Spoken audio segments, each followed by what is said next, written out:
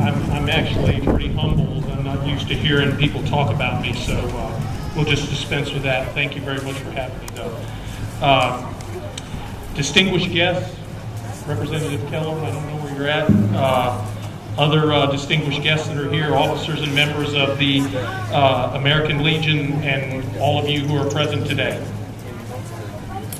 I just want to say we have a difficult but important duty today, paying homage to America's finest heroes who gave everything in defense of our freedom. Difficult in that while more than 1.2 million men and women have perished in or as a result of military conflicts, we are still able to live in a free society, infinite in its variety, sometimes turbulent, but all the more valuable for having been tested by adversity. There have been many who have sacrificed terribly to maintain our nation's independence and our democracy. Today we remember those who are forever lost to us, those who made the ultimate sacrifice. Today we mourn the loss of these fine men and women. We mourn the loss of our family members, our friends, our heroes. We mourn the loss of those who have done so much to make this country great. The men and women we honor today were real people. Sons and daughters, mothers and fathers, brothers and sisters, wives and husbands. They were strong and vibrant. They loved and were loved, but most of all, they are missed. Today is a solemn day of remembrance, a day that should be properly set aside for nationwide mourning. Unfortunately, that sentiment is not always shared. There are those who fail to understand what had to be given in order to win and preserve our freedoms.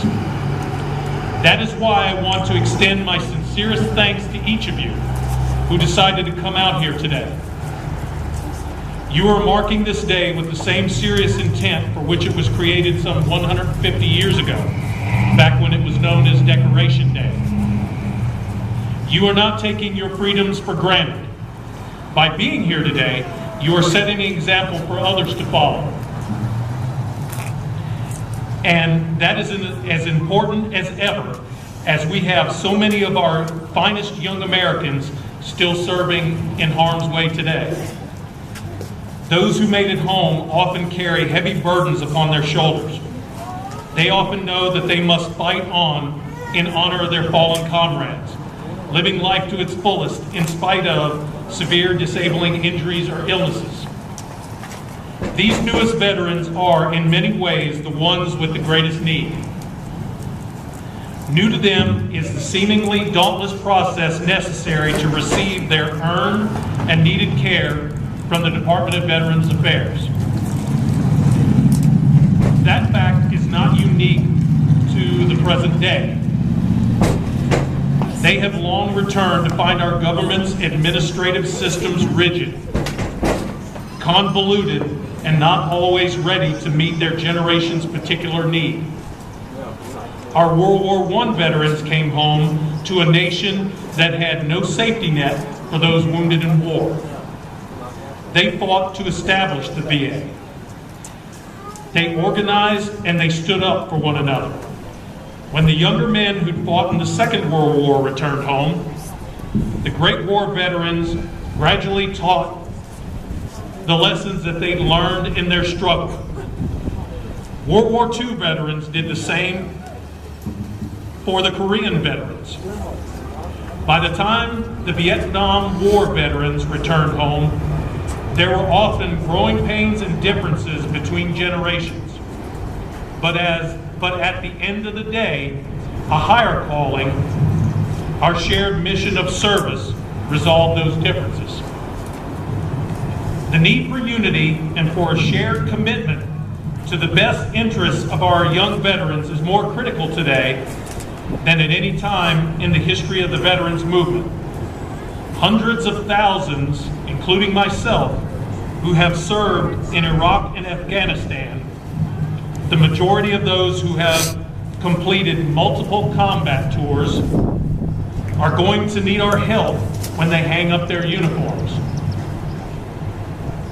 It is not productive to compare the Battle of the Bulge to our first invasion of Fallujah, but we do know that Soldiers, Marines, sailors, and airmen are surviving injuries that they would not have survived in previous wars. We are now seeing our young veterans come home in droves with traumatic brain injury. Post-traumatic stress disorder, a condition that technically didn't exist before Vietnam veterans suffered, is also severe and frighteningly common. The burdens that these young men and women and their families endure are extreme.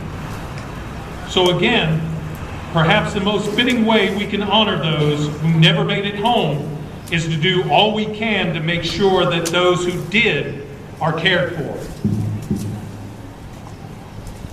Before I close, I want to make one last point. Less than 1% of the population is currently serving in our nation's military.